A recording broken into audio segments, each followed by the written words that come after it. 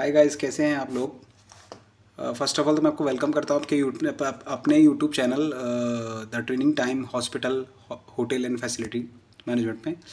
इस चैनल में हम बात करते हैं द स्टैंडर्ड ऑपरेटिंग प्रोसीजर्स जो हम फॉलो करते हैं ड्यूरिंग द ऑपरेशंस।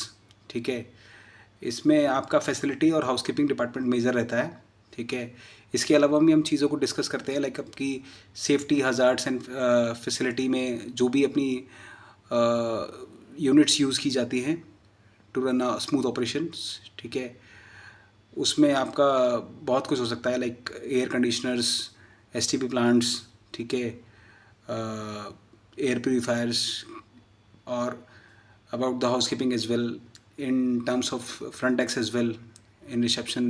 हम कौन कौन सी SOPs यूज़ करते हैं ड्यूरिंग द ऑपरेशन, इन सब चीज़ों पे बात की जा सकती है इस चैनल पे। ठीक है सर, तो अगर आपको मेरी वीडियोस अच्छी लगती हों तो प्लीज़ लाइक कीजिएगा और उसे इस चैनल को सब्सक्राइब कीजिएगा ताकि आपको आने वाली वीडियोस सभी मिलती रहें।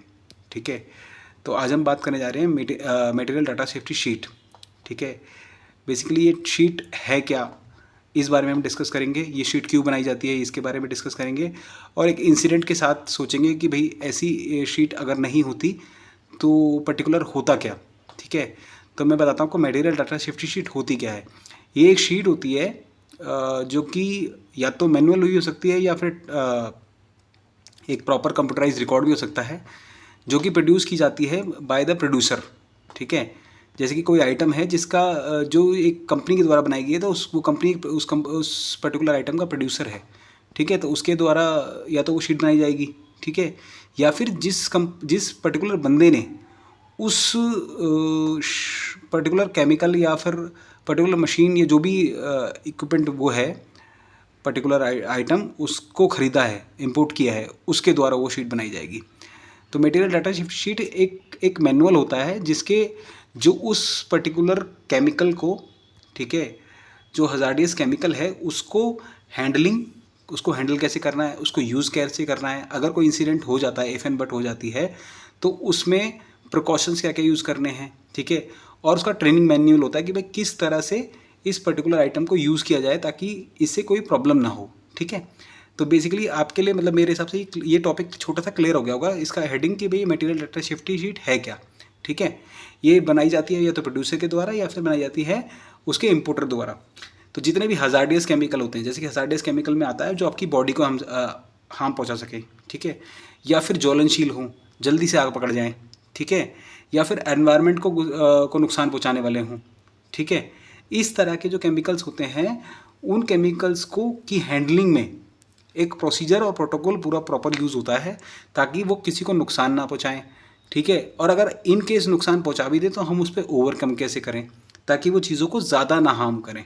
ठीक है, ये जो ओवरऑल मैनुअल बन के आता है इसको हम कहते हैं मटेरियल डाटा सेफ्टी शीट। ठीक है, hope it is clear to everyone which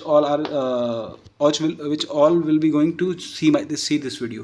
ठीक है, तो मैं आपको एक इंसिडेंट के थ्रू बताता हूँ। जैसे कि सपोज कीजिए कि आपका कोई एम्प्लॉय है, ठीक है, और वो फैसिलिटी में या फिर हॉस्पिटल में या आपके होटल में, ठीक है, काम कर रहा है। ठीक है, और कई बार आपने देखा होगा कि बहुत सारे अपने जो हाउस कीपिंग के स्टाफ होते हैं वो थोड़ा सा मतलब कैजुअली जो जो केमिकल्स होते हैं वो पानी की बोतलों में भर लेते हैं।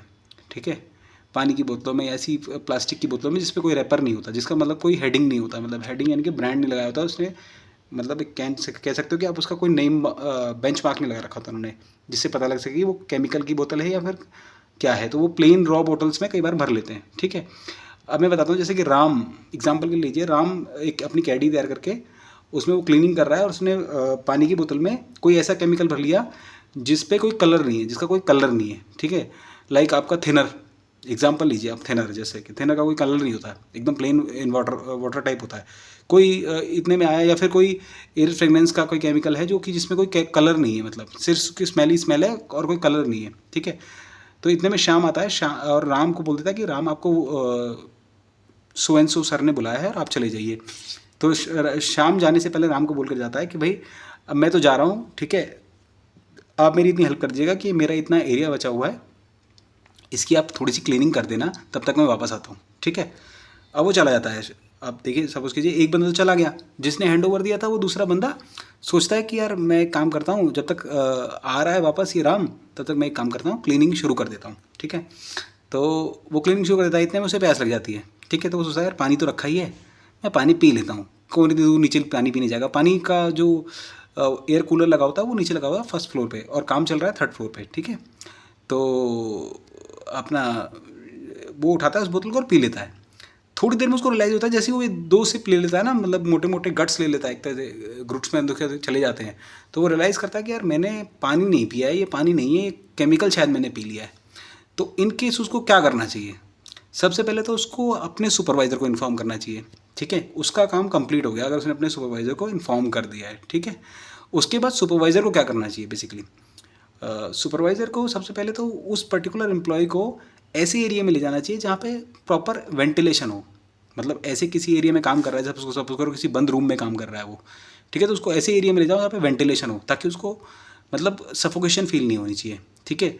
दूसरा स्टेप, उसको मतलब हमें किसी भी तरह से ना उसको उल्टी करानी है, क्योंकि जो केमिकल उसके अंदर गया है वो R22 कैटेगरी का हो सकता है। R22 मतलब आप कह सकते हैं कि अल्कलाइन एल्कोहल हो सकता है वो, जो कि मतलब इतना नुकसान पहुंचा सकता है कि उसकी जान भी जा सकती है, ये समझ लो। तो उस केस में हमको उसको पहले उल्टी करानी है। तो देखिए इसमें हम ल्यूक वार्म वाटर, ठीक है, या फिर ल्यूक वार्म मिल्क, या फिर हम उसको टेंडर कोकोनट दे सकते हैं। अभी तीनों आइटम में से कोई भी एक आइटम उसको दीजिए और कोशिश कीजिए कि वो उल्टी कर दे। इसके बाद जो तीसरा स्टेप रहेगा, हमें तुरंत उसे फर्स्ट एड के लिए मतलब उसे नियरेस्ट डॉक्टर के पास लेके जाना है। अब जो नियरेस्ट डॉक्टर के पास हम लेके जा रहे हैं, ठीक है, और इन सबसे पहले ना हमको जैसे एज एन सुपरवाइज़र आपको HR को, ठीक है, और उसकी फैमिली मेम्बर्स को इन्फॉर्म करना चाहिए, ठीक है। अब जैसे आपने HR को बता दिया तो HR तुरंत नियरेस्ट जो डॉक्टर है आपकी कंपनी से टाइड अप जिसका है, वो उसको इन्फॉर्म कर देगा, ताकि मेरा ये फलान एम्प्लॉय आ रहा है और उसने ये केमिकल पी लिया है। तो जब सुपरवाइज़र उस पर्टिकुलर एम्प्लॉय को लेकर जाता है ना, तो यहाँ जो आपका मैंने आपको बताया ना मटेरियल डाटा सेफ्टी शीट, जिसका हम एग्जांपल लेकर चल रहे हैं, उसका रोल शुरू होता है। तो मटेरियल डाटा सेफ्टी शीट अगर आप नहीं लेकर जाएंगे, ठीक है, तो डॉक्टर बिल्कुल भी अंदाज़ा नहीं लगा सकता कि किसने कौन सा केमिकल पिया है, ठीक है। क्योंकि जो उसने केमिकल पिया है उस केमिकल को आइडेंटिफाई करके आपको लेकर जानी पड़ेगी उस पर्टिकुलर केमिकल की मटेरियल डाटा सेफ्टी शीट।